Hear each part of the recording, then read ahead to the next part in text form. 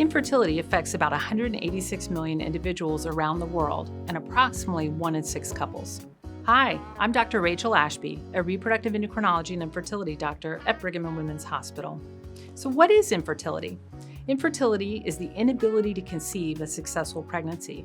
Some patients also have issues with miscarriage or medical issues that make it not possible to carry a pregnancy.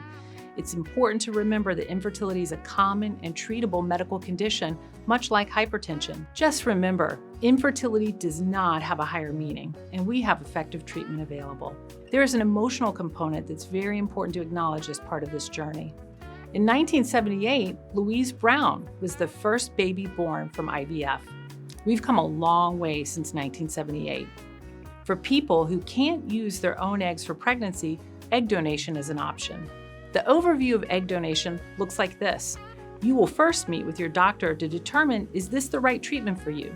Next, the egg donor team educates you regarding the many details of the process and helps guide you through donor selection.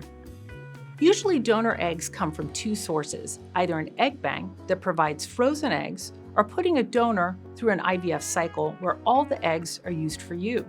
This is called a fresh egg donation cycle, and your team will guide you as to the best decision for your case. The most common reasons that cause patients to choose egg donation are early menopause that is either unexplained or the result of chemotherapy or surgery, advanced age, persistent poor embryo quality, repeated treatment cycle failures, some types of genetic defects that make egg donation the best choice. Many in the LGBT community might also use egg donation. Egg donors can either be friends or family members or anonymous donors. All egg donors are screened for genetic and medical disorders as well as ovarian reserve and see a social worker to determine their general wellness. Embryos are created using the partner's sperm and the egg from the donor, and healthy embryos are implanted into the intended parent's uterus. The cost range is $25,000 to $45,000, and insurance may cover part of this. If you're unable to carry a pregnancy, a gestational carrier, commonly known as a surrogate, may also be an option.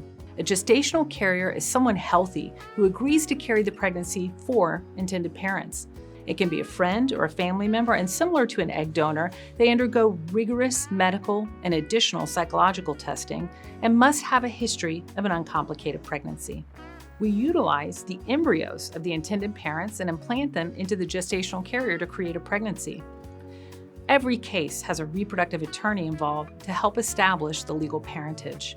The gestational carrier doesn't have any genetic connection to the baby. We encourage every parent to be forthright with their children when they feel the time is right about egg donation and surrogacy. If you have your own surrogate and insurance coverage, it could be as low as $20,000 or as high as $150,000 for a paid surrogate, depending on the area of the country you're in. Here at Mass General Brigham, we're in an academic center that is on the cutting edge of patient-centered medicine and research, making patient-centered decisions for the greater good. Our renowned team has one of the highest numbers of physicians that are certified by the American Board of Obstetrics and Gynecology and Reproductive Endocrinology and Fertility Services in the nation. Helping patients to build families is our mission and one that we feel is critically important. I like to remind my own patients that our identity as parents is not about the egg and the sperm. Who we are as parents is about love and guidance of our children, as well as the daily decisions we make. Treating infertility is a joy for those of us in this field, as we have the privilege to help build families, which looks different for everyone. Thanks for watching. I'm Dr. Rachel Ashby. For more on healthy pregnancy, click here. And don't forget to subscribe